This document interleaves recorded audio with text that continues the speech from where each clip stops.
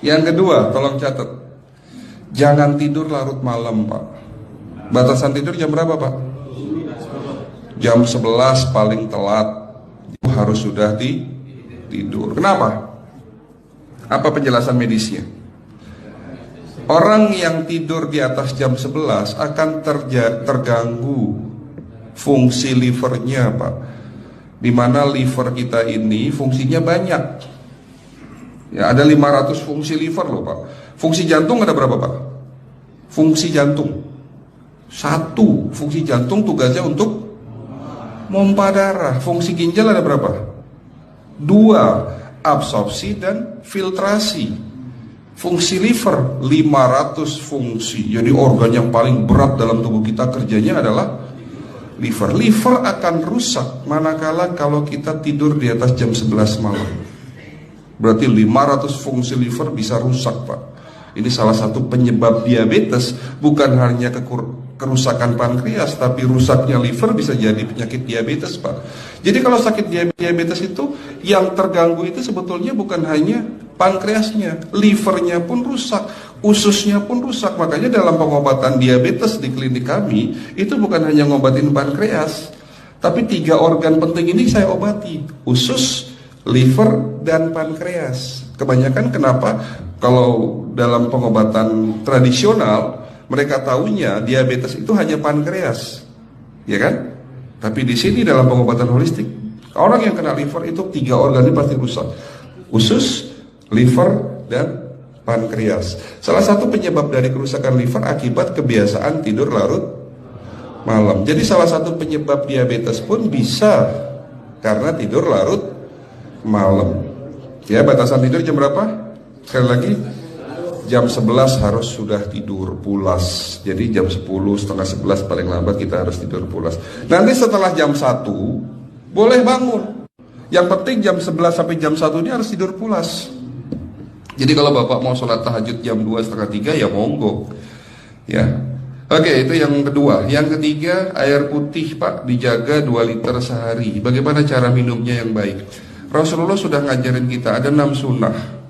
Harus duduk, pakai tangan kanan, seteguk demi seteguk, membaca basmalah di saat minum, diakhiri dengan alhamdulillah, kan begitu. Ya, pagi hari minum 1 gelas, bangun tidur sebelum sholat subuh. Setelah sholat subuh boleh teh, tapi juga dibilas dengan 1 gelas air putih.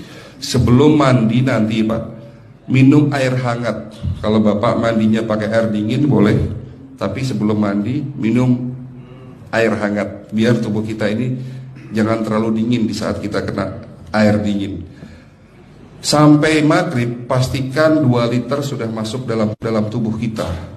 Malam mau tidur, tolong perhatikan Ibu ya, malam mau tidur jangan banyak-banyak minum. Nggak boleh minum malam itu segelas sampai 2 gelas mau tidur. Cukup seteguk 2 teguk saja.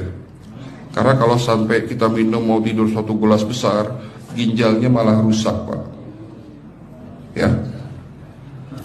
Oke, itu yang ketiga. Yang keempat, puasa. Lakukan puasa secara rutin, insya Allah kita sehat. Nah, untuk penjelasan atau materi puasa, nanti bisa hubungin staf saya. Nanti di bulan Ramadan tahun ini, kalau memang masih ada slot 1 sampai hari ke-20, saya bisa mengisi manasik kesehatan yang berkaitan dengan manfaat puasa untuk kesehatan. Insya Allah kalau memang masih ada slot waktunya, karena kita di bulan Ramadan hanya 20 hari kita mengisi manasik. Ya, oke, itu yang keempat. Langkah keempat. Langkah 1, 2, 3, 4. Langkah kelima. Nah, sebelum saya menjawab yang kelima, saya ingin membacakan sebuah sabda Rasulullah. Rasulullah bersabda, di dalam tubuhmu ada segumpal daging. Jika segumpal daging itu sakit, akan sakitlah seluruh tubuhmu. Dan jika segumpal daging itu rusak, akan rusaklah seluruh tubuhmu. Apa itu segumpal daging?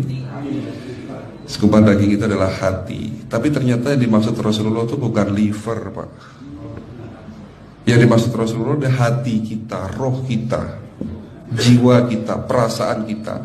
Kalau hati kita rusak, kita banyak penyakit hati, iri, dengki, sombong, takabur, dan sebagainya. Penyakit fisik akan muncul dalam tubuh kita. Ya tidak ada orang stres itu sehat, betul enggak Pak? Tidak ada orang yang suka marah-marah itu sehat, betul enggak?